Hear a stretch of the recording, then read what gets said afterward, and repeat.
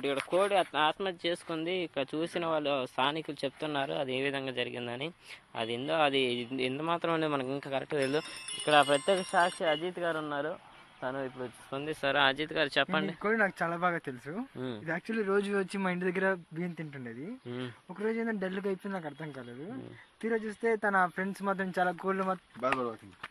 నిజంగా నేను చాలా ఫీల్ అవుతున్నాను, ఎందుకంటే అది రోజు తన ఫ్రెండ్స్తో వచ్చి తినేది. ఈరోజు దాన్ని మీరు తింటారా?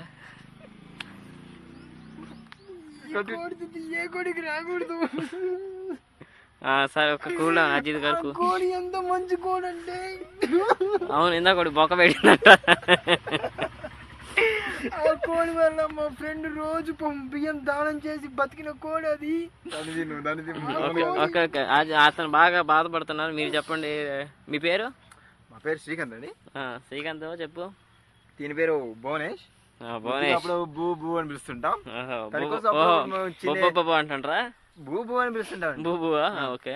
ఒక రోజు నిన్నే అండి చాలా క్లోజ్ గా అంతా క్లోజ్ గా మంచం మీద కూడా మా వాడు పక్కనే పడుకుని పెట్టాం. బట్ అది నైట్ చాలా డల్ గా పడుకుందండి. ఏమి అడిగితే ఏమో చెప్పట్లేదు. ఉదయాన్నే రిజల్ట్స్ వచ్చాయంట, తొందరగా చూడడానికి వెళ్ళిపోయాడు. చూసి వచ్చిన తర్వాత ఇంకా మాకు కనపడలేదండి.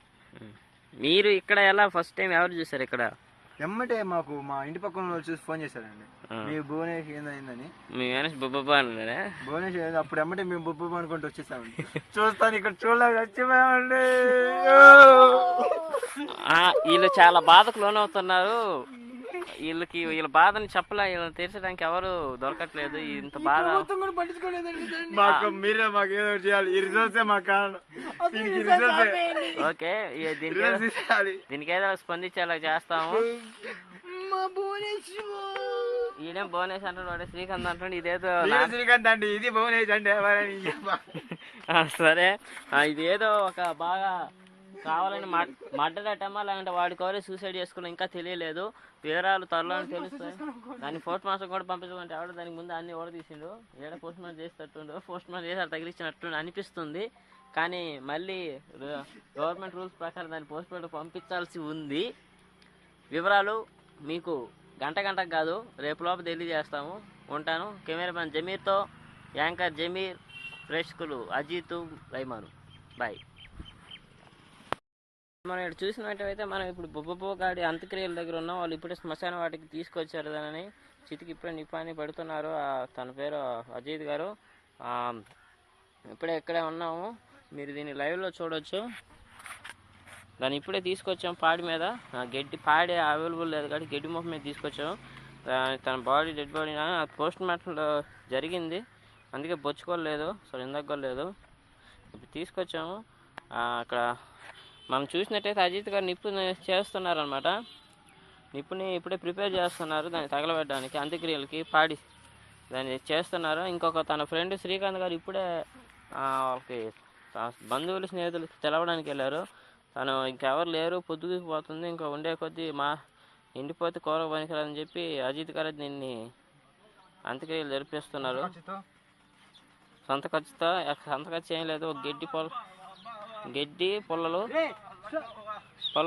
ఇదైనా స్లో అంటుండు. ఒక అతను ఆతురతగా ఎక్కడ దహనగిరి జరిగిపోతే త్వరగా పరిగెత్తుకొని వస్తున్నాడు. తొందరగా రావడానికి ములుగుచ్చుకుందంట. త్వరగా వస్తున్నారు, చేస్తున్నారు. ఇక్కడ సొంత ఖర్చుతో రైమాను అజిత్ గారే, శ్రీకాంత్ అజిత్ గారే సొంత ఖర్చుతో ఇది ఒక బొబ్బ గారికి అంత్యక్రియలు జరుపుతున్నారు.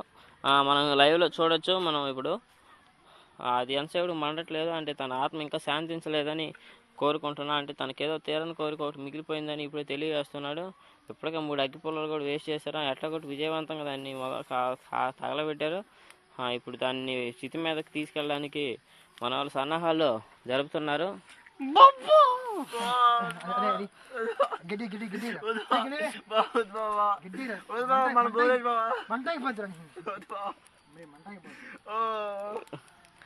శ్రీకాంత్ గారి ఆవేదన చాలా ఎవరు తీర్చలేకపోతున్నారు. ఇక్కడ నాకు కూడా ములుగుచ్చుకుంది.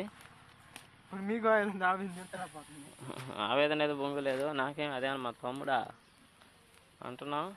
ఇప్పుడే రైమాన్ గారు కూడా శ్రీకాంత్ గారు కూడా చితికి ఇప్పుడే కాస్త చేతులు జడిచారు, చేతులు సమకూర్చారు.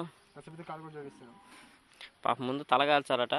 తను బ్రాహ్మణులో ముస్లిమ్స్ ఏదో అర్థం కాక వాళ్ళకి కులం ఏదో తెలియక మతం ఏదో తెలియక ఎట్టబడితే అక్కడ కాలుస్తున్నారు.